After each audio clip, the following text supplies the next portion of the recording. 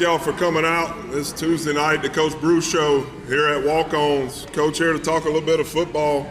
How's y'all's week been so far? It's been good. You know, we're on fall break right now, so a little bit of change in itinerary and stuff, but the kids have handled it well. Attendance has been great, and we've gotten 2 really good practices in the last 2 days, so feel good about it. Yeah, that's awesome. You know, I know it's a short week. It always adds a little bit of pressure to the situation, but I know you guys are ready to handle it. And let's talk a little bit about last week's game. You go to Scotlandville, and we heard your pregame message. You know, a little different than how we do it at Zachary. Yeah. And it's tough. You look at like Alabama, they go into Vanderbilt. You're playing in a different environment, different situation where maybe you don't have the energy, and you got to bring it. And you guys were ready, and y'all came out and got it going. Yeah, you know, certainly proud of our guys. When we got there, you know, it's quiet, and just not a lot of fans there, and so it was awesome to see our side and the representation from the old Bronco Nation. You know, tons of fans there, and the band was great, and so, you know, when we get in those kinds of situations, we got to bring our own energy. You know, sometimes the stadium's not going to provide that. So that's difficult to do sometimes, but certainly proud of our guys for getting out there and competing and doing the things we had to do to get a big district win. Yeah, absolutely. You come out and you watch, and it was, you know, it seemed like it was going to be a track meet at first. They run that kickoff back, and you guys came out and you spread it out, and you could tell that there was an effort to throw the ball a little bit, spread them out, and then when you got the running game going, you guys up front did a really good job, and we got the Ruffin did an excellent job running the ball, along with the young buck got some touches and looked like he wanted some more. Yeah, he does, man. Old Patton, man, he's we're watching him. He's having an unbelievable JV year right now. I mean, he's killing it on Wednesday nights, and so certainly was great to get a chance to watch him get a few touches on Friday. And I tell you, you know, our offensive line has been really, really consistent throughout the course of the beginning of the season, and that's a young group, man. We had one returning starter there with old Cliff Webb, and so for us to have the kind of consistency that we have going on right there, I'm pleased. You know, I talk to, you know, Caleb Gonzalez, our quarterback, all the time about the importance of the run game and what that's actually going to do for him throughout the game process, you know, and I think he understands that, and the good thing is that our guys up front understand that. You know, we got to get things going with our run game, and even against some really, really good competition so far this season. The guys up front have played really well. Yeah, I love seeing them late in the game. You know, you got guys getting downfield, and you can always tell, you know, when you're imposing your will. And you look out there on the field, that big end for Scotlandville, 34, he was a good-looking kid, and then the nose guard they had out there, he was a big man. And, I think your guys' conditioning just showed up late in that game, and they took the game over. Yeah, I agree with you. And I'm going to tell you, man, even in the games such as you know, like the Opelousas game. You know, some people would look at that game and say, hell, we didn't score a touchdown until late in the third quarter, and then, of course, the fourth quarter. There was a feeling I just had throughout the course of that night that it was a matter of time before our offensive line took over. You know, I mean, you could tell, well, we were missing things by this much. I mean, it was so close. Almost finishing a block, and then that guy's falling down and gets a hand on a running back and trips him up for 6 or 7 or 8 yards, you know, where it could have been a 20, 25-yard run. So just knew it was a matter of time before they fully took over. And they did. They did. And dominated the fourth quarter. And then the other night, you know, against Scotlandville, I love when Langlois, he says this one little thing to me. It doesn't happen often, but every now and then he'll say, Brew, reach in the bag. And that means that he feels like he can close his eyes and reach in there for a play, and it's going to work. You know what I mean? That's like a good feeling for the OC. When the offense is feeling that kind of rhythm, you know, that was the game ended the other night, and we got ready to come home, and he said, man, what a weird night, huh? I said, yeah, and he goes, we had 4 possessions in the first half. We scored 3 of them, and it kind of was like, what are we doing? We got to get rolling. And the 4th one, we fumbled on the 10-yard line, so it could have been another one. You know, so just kind of one of those nights. Felt good offensively, no doubt. Yeah, absolutely. Y'all, we'll take a little break here, and then we'll come right back. Thank y'all. Miss D?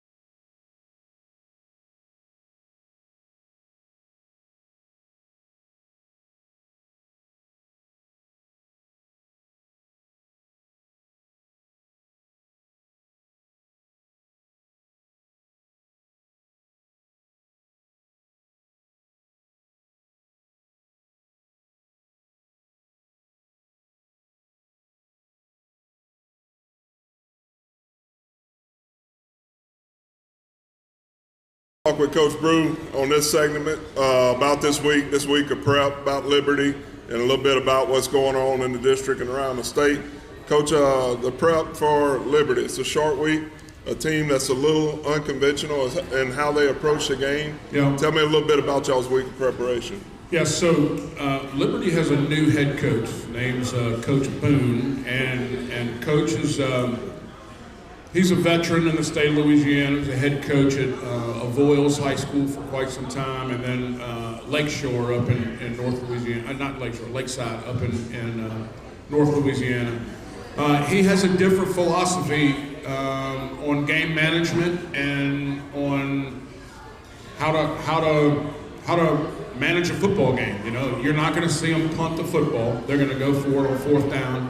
no matter where they are on the field, right? And I mean literally no matter where they are on the field. So last week against Catholic, Catholic kicks off to them. There was an issue with the ball. It got kicked around a little bit. Something happened, and they ended up with the ball like on their own 2 or 3 yard line. And they got 4 or 5 yards on the course of 3 plays, and so now it's 4th and 4 on their own 6 or 7 yard line. And they line up and they go for it, and they don't get it. And 2 plays later, Catholic's standing in the end zone. So, they go for it on 4th down. They onside kick on every onside kick, on every kickoff. So it's things that you have to prepare for. Now, why is he doing those things, right? He's trying to make sure that he steals 2 or 3 possessions a game, right? I mean, he's trying to figure out a way to get 2 or 3 extra offensive possessions. Now, the reason that he's doing that is because of the way their offense is built, right? You're talking about double tight, everybody's foot to foot, right? So double tight with tight ends on each side, a wing back on each side right behind the 2 tight ends, a fullback in the back, and the quarterback is the lead blocker on a bunch of plays, right? Wow. So it's I call it the blob offense, right? But you've seen it over the years from some different people. We've actually never lined up against anybody that runs it. So the problem is that it's just something that you don't ever see, and so you need that practice time to see it, rep it over and over and over again, because there's a problem. It's hard. I will tell you this, when you watch him on film, you'll see a play start and a running back just runs up into the, I won't say the hole because there's not a hole there, but he just runs up into a pile of people, and the next thing you know, he squirts out the backside of it, and he's gone. They got 2 running backs that can go. They're both over 1,000 yards rushing already. Wow. And he's coming out the backside of it, and you get so caught up in the middle of everything, this big blob of people, that it's hard sometimes to make sure the running back is down, tackled and down on the ground, and he comes out the other side. So what you end up seeing is you put the film on and you watch them have over 300 yards rushing against Catholic last week.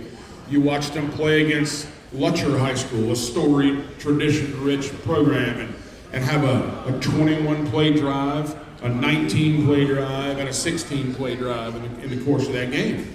The problem with all of that is this: you look up and there's no time on the clock. I mean, that clock is just rolling that entire time. So his philosophy is, I can take 4 downs and average 2.5 yards on each play, and I'm going to keep moving the chains, and you're not going to get the football, and hopefully they get a score at the end of each drive. So certainly very unconventional in what they do it, but he's having the best success that Liberty's ever had so far. So he's doing a good job with it. His kids play really hard. They do play a physical brand of ball based on what they do. So they're an interesting team to watch when you watch them on film. And when they get rolling, they're hard to stop. So we've got a challenge in front of us without question. I noticed last week, Coach, you look at what you guys do on defense, and you got 3 linebackers that go out there, and you got 3 fresh ones that you can bring in. Same thing on the D-line. You got bodies, and you got some depth there. So I'm sure playing against a team like that, it's always comforting that and you got a group of guys that you can roll in and out. Yeah, definitely. And hey, you better have somebody in there that can take on double teams and understand that that's what's coming downhill at you on every single play. What they want you to do is at some point, they want you to try to run around a block or step to the side and try to get right around it.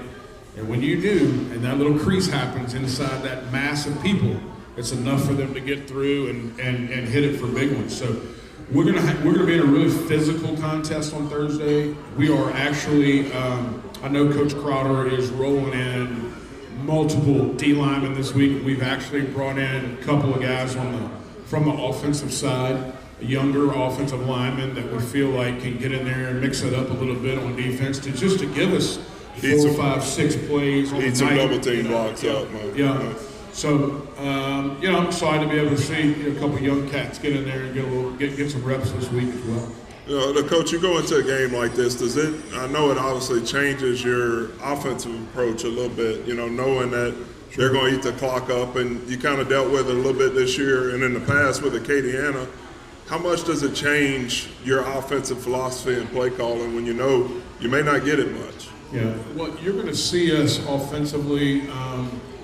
You'll probably see a little tempo this week that we haven't done a whole bunch of yet. It doesn't mean we haven't been practicing it, but you may see some of that this week.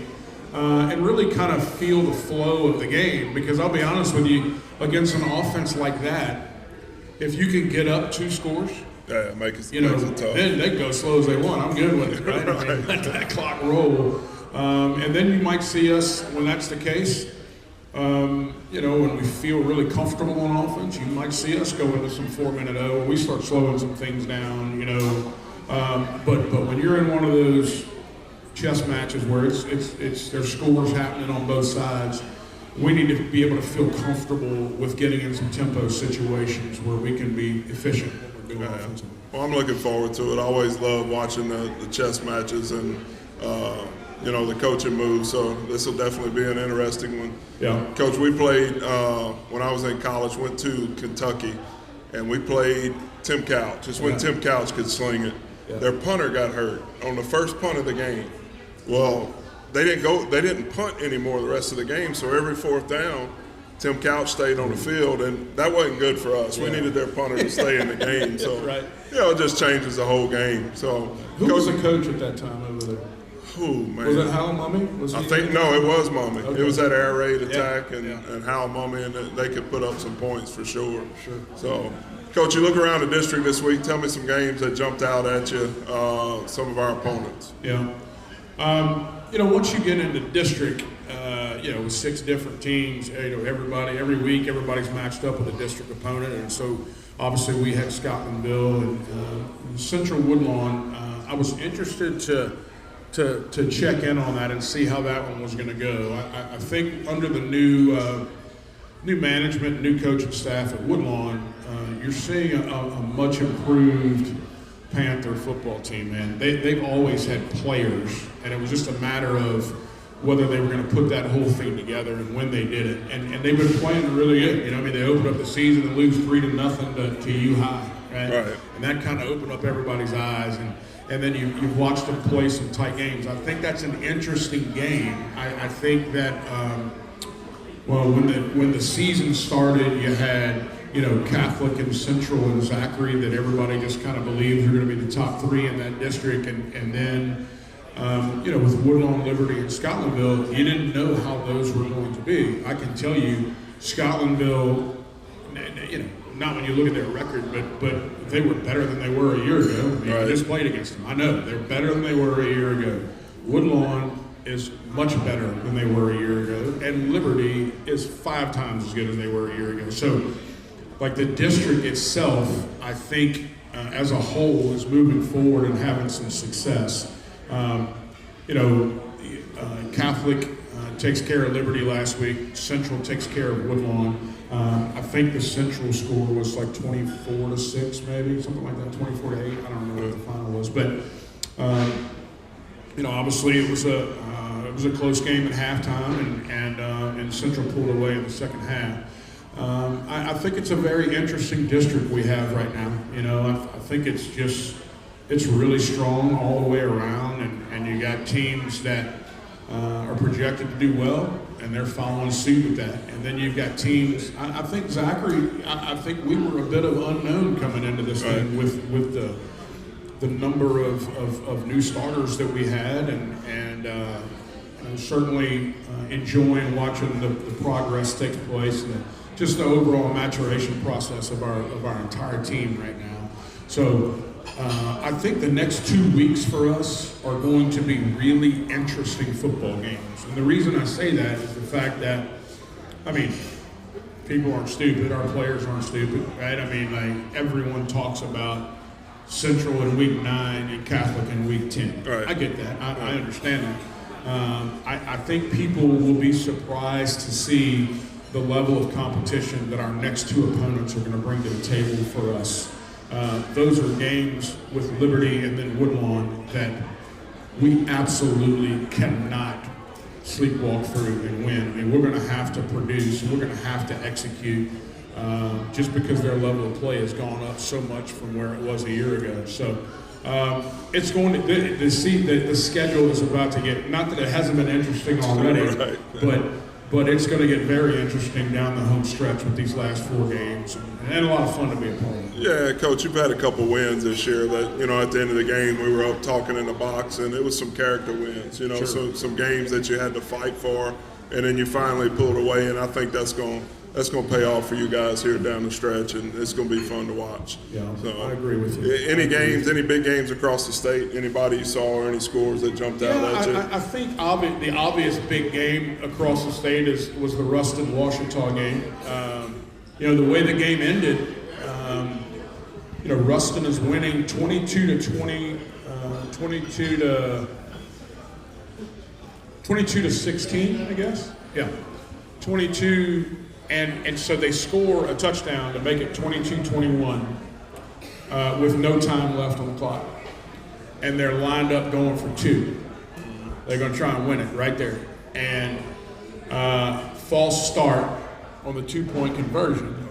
So they back him up 5 yards. Well, then he says, well, I'm not going to go for it now. So he sends the extra point team out on the field, and he shanks the extra point. Oh, my goodness. So that's how Washita lost that game. Now, what an interesting way for that game to end, seeing as how Ruston has gone into Texas the first 4 of the first 5 weeks of the season and beaten high-level Texas teams, badly, I might add. And then they beat the 5A champs from in Arkansas as well. So they're having a hell of a season, and then everybody just kind of figures they're going to take care of Washita. But, man, those North Louisiana schools, those districts up there, it's just different. You're talking about 50, 60, 80-year-old rivalries and all of those matchups. And Washita has not one but 2 all-state defensive tackles who are absolute studs.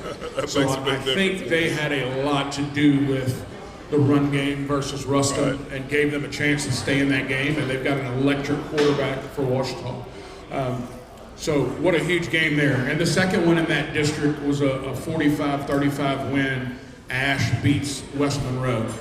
I think West Monroe has improved from a year ago. Underneath the remove the interim tag with the new coach up there, Coach Brad Davis. So they've been doing well so far this season.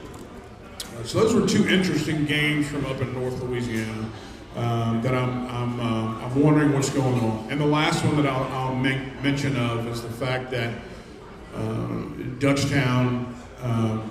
That was last week. Crowder, was that Dutchtown and Sandal? Was that last week or was that this week? Yeah. Where they come back from 21 down and beat Sandoval 24-21. Live Oak gets a huge victory over Denham Springs, to become the Kings of 16 again this year. So huge win there for the old Live Oak Eagles. So apparently that was an interesting game as well. So very, very, very, very good stuff going on across the state. All right, y'all. We'll take a little break, and we'll come right back. Thank you.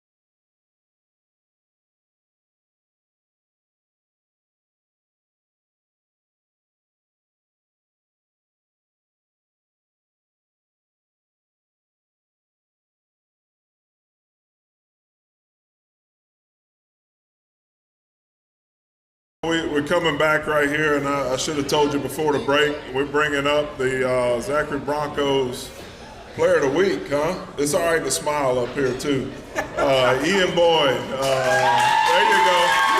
He brought his fan club, too. Ian, number one, congratulations, man. I love watching you guys grind up front and really love the fourth quarter this week, seeing you guys get downfield. Before we get into it, is there anybody out here in this crowd? I know it sounds like you got about 30 or 40, but anybody you want to point out? My family and my teammates. Yep. There you go. I love it. So I had the opportunity when Ian was in middle school to coach him, on the offensive, defensive line, and we always had to match him up, but challenge who wanted to go against Ian, because he was just a beast. Nobody wanted to go up against him, and I knew at some point we would see him in the Zachary High School, whether it was offense or defensive line, out there doing his thing, and then it's been really fun to watch. I know you had some fun this past week, huh? Yes, sir. Tell me about, I know Big Boy, Big 75 for them up front. He was a load. Was there a little bit of trash talking going, or were y'all just keeping your head grinding? We was just grinding. The linebackers, we was talking to them. Yeah, man, I'll tell you, it was really fun to watch. Now, Ian, let's talk about, all right, say when you get done, you're out of high school, you're out of college or whatever, if you look up in 15, 20 years, what's Ian Boyd going to be doing? Try to be in the NFL. There you go. I like that. Look, you gotta set your goals high and keep working towards them, and I like that. But if that falls through, you gonna be like Pops over there. I know Pops is always hustling. What you gonna do? I wouldn't be like him. Yeah. You got a good role model there. I always hit it off with your Pops. Anything you want to say? I know y'all seen film and these guys up front this week. They got some guys that are going to challenge y'all a little bit up front. Yeah, one person, number 75. Yeah, well, make sure they don't call his name out on the intercom. They won't. I'm going to go ahead, Ian. I just want to say congratulations again. Enjoy watching you play. Keep doing your thing with the rest of you guys up front, and it's going to be a fun year. With that, we're going to bring up your coach. You got any stories before I bring him up? Coach Davis, anything you want to say to go ahead and get it out in the air? He just always yelling and making us grind. Yeah, I love it. I love what Coach Davis does with you guys, and congratulations, and we'll go ahead and bring up Coach Davis. Good luck this week, big guy. Thank you.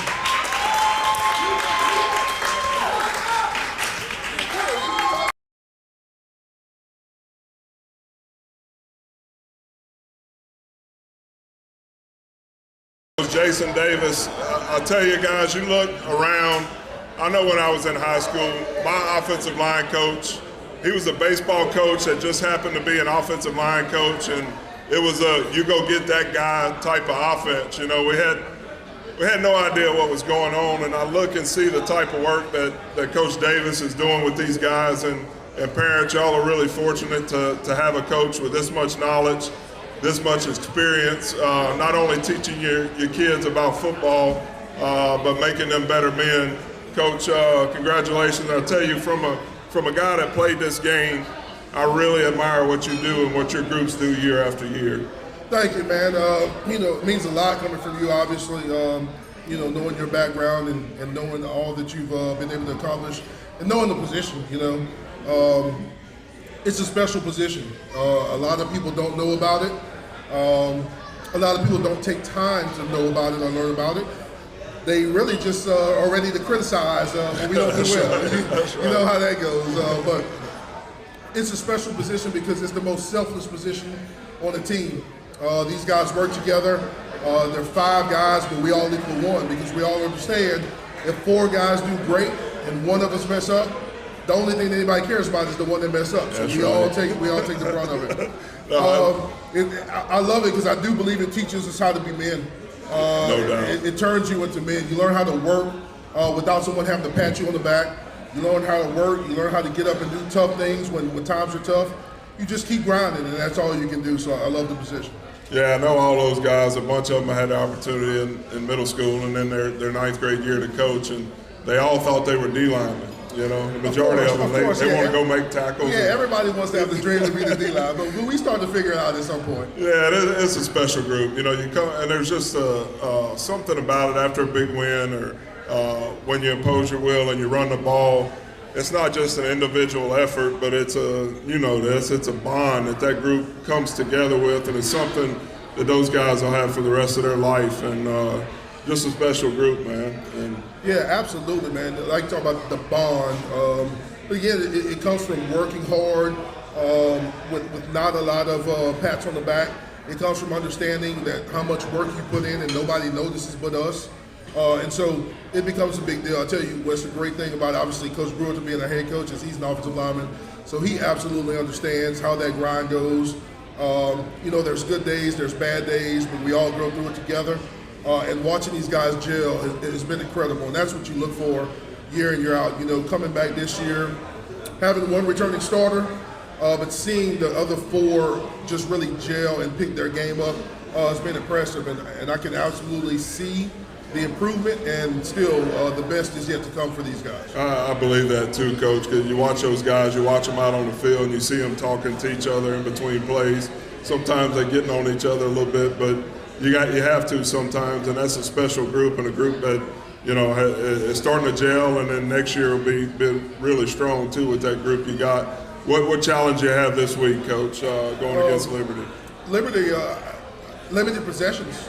You know, we don't know how many possessions we're going to get, and so that just makes us, when you get the possession, you have to be incredibly efficient because again, you don't know how many possessions you're going to get.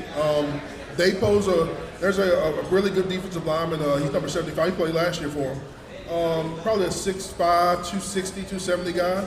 A really good football player. He's going to pose some problems to us. And we're going to have to work those things out and be incredibly efficient when we get the ball. But it's something that we look forward to. And you only get so many opportunities to play on a Friday night. So it doesn't matter who your opponent is. You get a chance. I told those guys the other day, we talked about our schedule being a little different. That's not really true because we've been practicing at 6 a.m. for about 10 weeks now. So, but when you look at the time we put in and the time those guys are there, I say, we practice probably between practice, film, and weights 3 hours a day. By Monday, Tuesday, Wednesday, that's 9 hours. And you get to come together and play one game every week. Yeah. So it's very important that you have a bunch of fun. You play with your brothers, and you go out there and try to dominate the competition because you only get to do it once a week after you put in all the work for the week. Absolutely, Coach. I give anything to go back. People ask me, do you miss playing, and what level do you miss the most? And it's high school, because you go to college and it's a little bit different, a little more expectations put on you, and then of course you get to the next level and it's a little more of a business. But what I miss the most is going out on Friday nights or Thursday nights this week, and there's nothing like it with your high school brothers. Yeah, absolutely. I absolutely agree. I didn't get to go to the last level, but same thing in college. It's fun.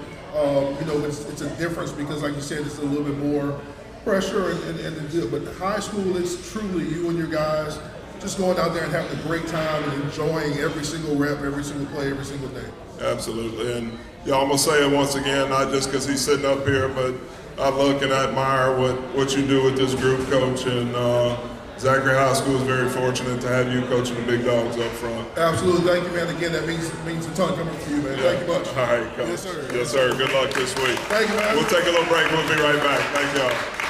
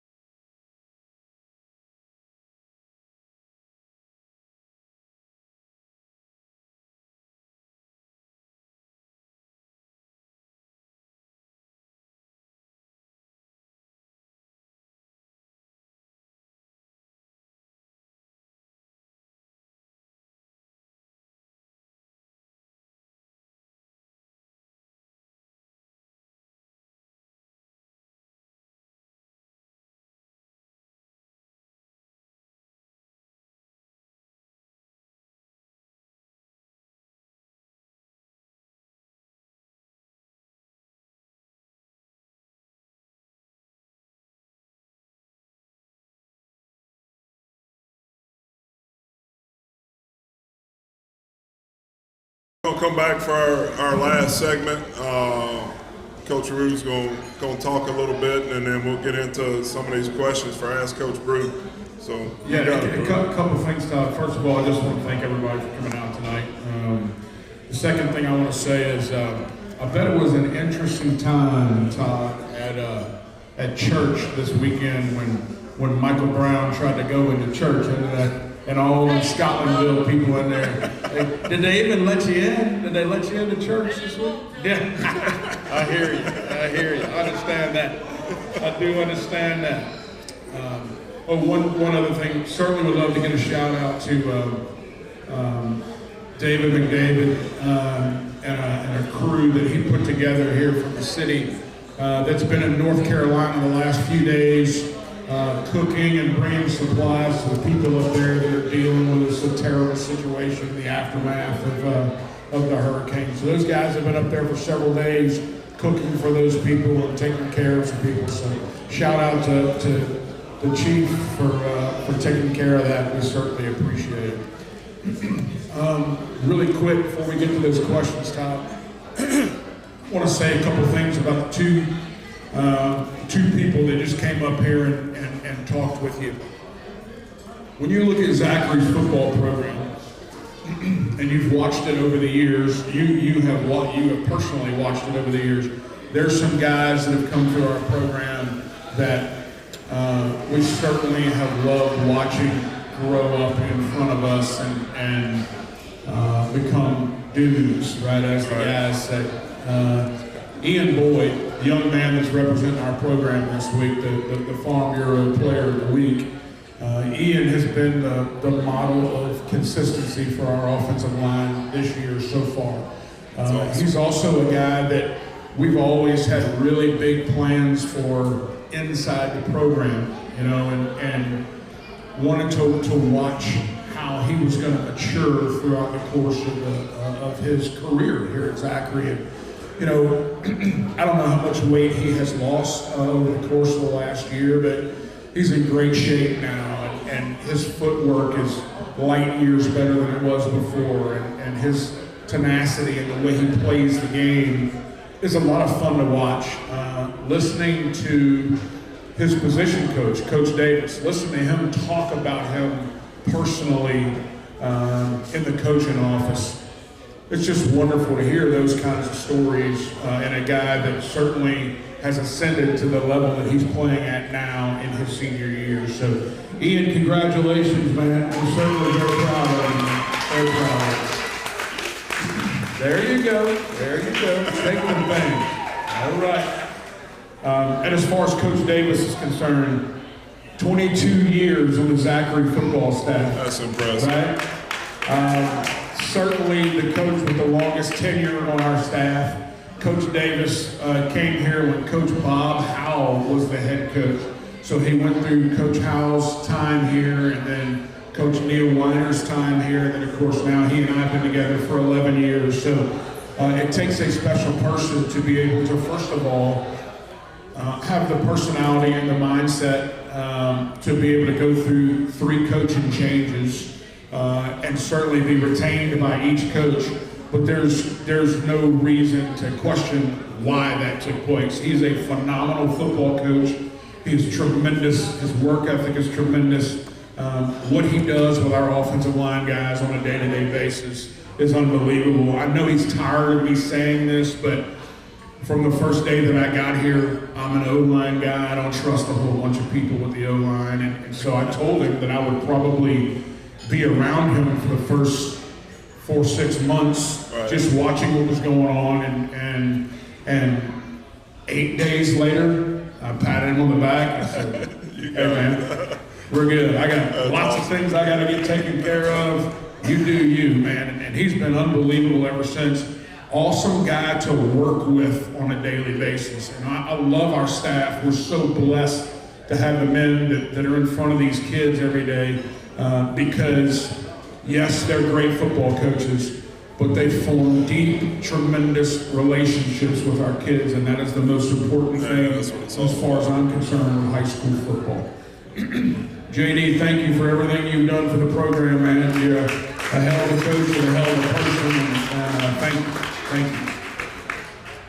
You ready to get into some of these questions? Let's do it, man. I'm going to start with this one. I imagine it's from somebody sitting over there at that table. And they wanted to know, Coach, in your prime, could you block Sean, Detroit, or Calvin? In your prime, Coach. I don't know about all three of them at one time, but definitely two of them. Definitely two of them. Yeah, I mess with these guys all the time. You know, man, Coach, you probably wasn't even a player. You wasn't this, you wasn't that, whatever. I said, okay, but here's what I was. I'd have two of those three guys, I'd have them kicked out of the game midway through the first quarter. Right? They'd have been done. And then I'd have just figured out a way with the third one, right? But no, that's three good football players right there. I'd have a little difficulty with it, no doubt. We'll go into the next one, Coach. This is from Linda. She wants to know, how would you describe your team culture? This year's team, what stands apart maybe from teams in the past? Sure, Linda, thank you for the question. I think this is an interesting football team from the standpoint of the number of new starting faces out there, right? So then you have to figure out, okay, how do you take all those new pieces to the puzzle and shuffle them around and put them together and make sure that they fit the right way? I think that's very hard to do if you don't have guys on your team that have tremendous work ethic. We have that, thank God. I think there's some tremendous character guys on our football team that help bring all those things together. And probably the most important thing that gets overlooked a lot, but especially in this day and age, in the day and age of me, and stat chasers and all of those things, this football team has done an uncanny job so far of figuring out what works on a specific given night and go do that and win the football game. Right? When we talk about trying to go 1-0 every week, it's not always going to look the same. I met with the captains on yesterday and we talked about we've had some great nights offensively and we're subpar defensively in special teams. We've had some great nights defensively and maybe not offensively. So where this football team is going to become a lot of fun to watch is when we figure out how to have those great nights in all three phases, and we can really show the talent level that's on this field, on the field on that night, and that's what we're looking forward to. Absolutely. We'll go a couple more, y'all. Coach Lyons is asking, what will you miss most about this senior class, this group you have now? Yeah. You know, I looked at it the other day, and there's 31 seniors on this team. And some people would say, my goodness, 31 seniors. And then I looked at our roster from last year, and there were 32 seniors on it. So I looked at the roster the year before that, and there was 29 seniors on it. So what has begun to happen in this program now is when it gets to be their senior year, you have a bunch of seniors that are stepping in high-level, meaningful positions, but they've been in the program for a while and they understand the level of expectations and they understand the standards by which this team and program holds itself to. This senior class is an interesting one because it's got a lot of first-year starters in really, really key positions, and they've handled the transition really, really well. I tell you what has not changed with this senior class is the belief that we're going to win on Friday nights. That's awesome. And ladies and gentlemen, let me tell you something. That is a massive part to this whole thing. Believing that you're going to win and you're going to be successful when you walk onto the field. I watched this senior class. I saw it at boot camp when I got to watch them begin that bonding process together. They're a fun group. They're a special group. They're a talented group. And they're doing a great job of leadership right now within our football team. There's something else to be said. That senior class now, they were awfully successful as a freshman group. They were awfully successful as a JV group as they came through. Didn't lose any games the sophomore year coming through. So that level of winning has always been there. But it's different when you get out there on a Friday night, right? I mean, 5,000 people is 5,000 people, right? And so to watch them progress as a class has truly been fun to watch. That's great, Coach. And I'll end on this one. I don't know how many of y'all normally get through. But, growing up, I'm a coach's son, and I watch a lot of what you guys do on the sideline. This question here is, and I think we can sit up in the box sometimes and tell what kind of mood you're in. When them hands go on the hips or when the headset comes off. We wish we could hear some of the things you were saying. But this is, how would you describe your coaching style? Coaching style? Yes, sir. Yeah. Unfortunately, sometimes I feel like I'm a really emotional guy. You see, I wear my emotions on my sleeves. When you're in the stands and you see that visor come off, right? We got a little problem, right? We got a problem we got to get fixed. And here's the thing: I tell our guys, when I'm really upset about something, and I'm going off, and I'm yelling at coaches, and I'm yelling at players, and everything else, it's not from a personal standpoint. It's because I watch the hours of preparation that our coaches put in. I watch the hours of preparation that our players put in. I know what our players have been through since January, right, to get to this point.